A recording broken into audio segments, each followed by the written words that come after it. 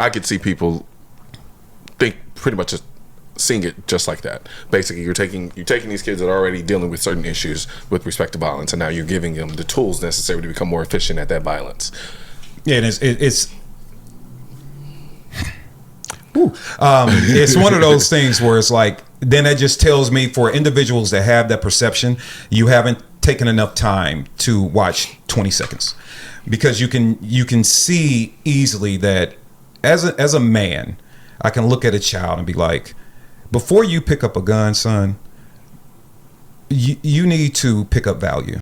It's universal. I don't care what anyone says. You can be an adult who is pro-gun. It can be an adult who was anti-gun and finally goes to a range for the first time. You name it. It's just one of those universal things, generally speaking, that people are drawn to inherently. And I think a lot of it does stem from the point that you were making, from the standpoint of, if I'm unseen, I'm unheard. I like power. I like myself. I like value in myself. The one thing that can get you to notice me is the power that I get from a firearm. The same way that power cuts both ways, right?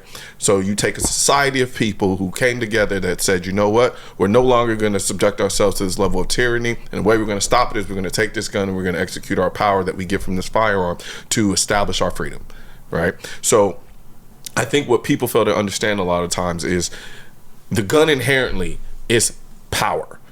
It is a representation of power. Now, how you wield that power is what we need to get to the bottom of, and why certain people wield it certain ways versus the other.